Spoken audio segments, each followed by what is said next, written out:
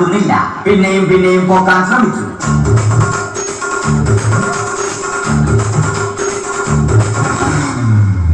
നടക്കുന്നില്ല.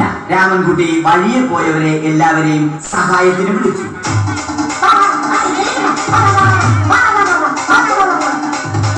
ആരും വന്നില്ല. അവസാനം കുടുംബശ്രീ യൂണിറ്റിൽ തൊഴിലുറപ്പിന് പോകുന്ന പെണ്ണുങ്ങളെ സഹായത്തിന് വിളിച്ചു.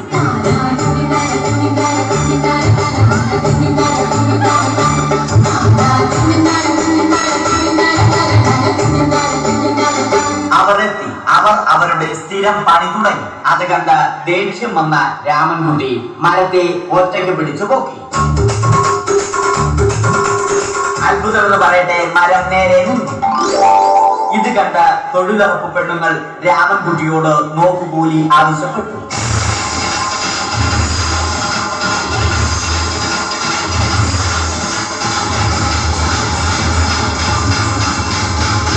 പോക്കറ്റില്ലാത്ത ബനിയൻ ധരിച്ച രാമൻകുട്ടിയുടെ പോക്കറ്റ് വരെ കീറിയിട്ടാണ് പെണ്ണുങ്ങൾ പോയത്.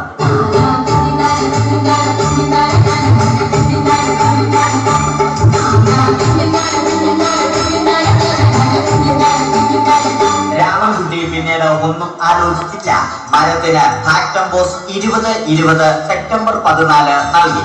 മരം തഴച്ചു വളർന്നു. ഇത് കണ്ട രാമൻകുട്ടിക്ക് സന്തോഷം വന്നു. സന്തോഷം വന്നാലും ദുഃഖം വന്നാലും രാമൻകുട്ടിക്ക് മരത്തിനു ചുറ്റും ഡാൻസ് കളിക്കുക എന്നുള്ളത് രാമൻകുട്ടിയുടെ മാസ്റ്റർ പീസ് ആയിരുന്നു. ആ മാസ്റ്റർ പീസ് രാമൻകുട്ടി ഇവിടെയും എടുത്തു.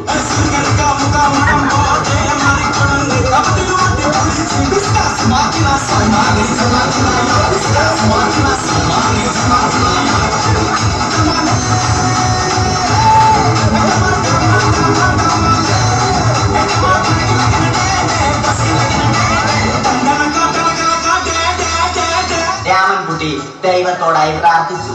നിങ്ങൾ എനിക്ക് ആയുസ്സും ആരോഗ്യവും തരൂ. ഞാൻ മരങ്ങളെ സംരക്ഷിച്ചു കൊള്ളാം. കാരണം മരം ഒരു വരമാണ്. അവന്റെ പ്രാർത്ഥന ദൈവം കേട്ടു. ആ മാവിൽ നിന്നും വീണ തേങ്ങ രാമൻകുട്ടി മോങ്ങാതെ ഇരുന്നു. അപ്പോഴാണ് രാമൻകുട്ടി മറ്റൊരു കാഴ്ച കണ്ടത്. രാഘവൻ വരുന്നു.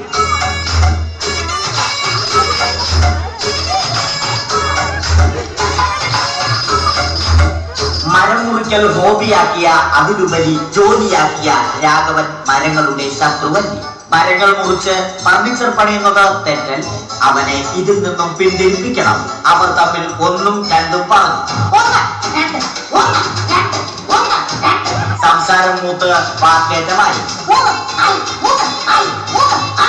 അത് പിന്നെ അടിയിൽ കലാശിച്ചു.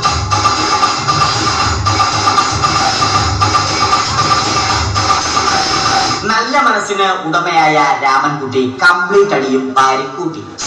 ഒടുവിൽ രാമൻകുട്ടി സർവ്വധൈര്യവും സംഭരിച്ച് രാഘവനോടായി അലറി.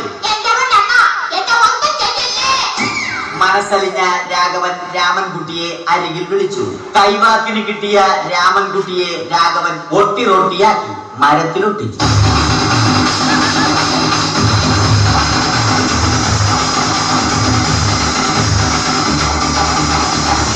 ഇന്നത്തെ പണി കഴിഞ്ഞ രാഘവൻ സംതൃപ്തിയോടെ വീട്ടിലേക്ക് മടങ്ങി.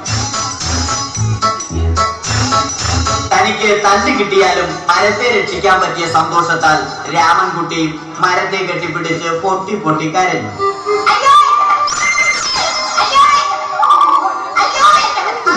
കാരണം മരം ഒരു വരമാണ്. കെട്ടിപ്പിടിക്കൽ ഏറ്റുവാങ്ങിയ മരം നാണം കൊണ്ട് ചില്ലകൾ താഴ്ത്തി.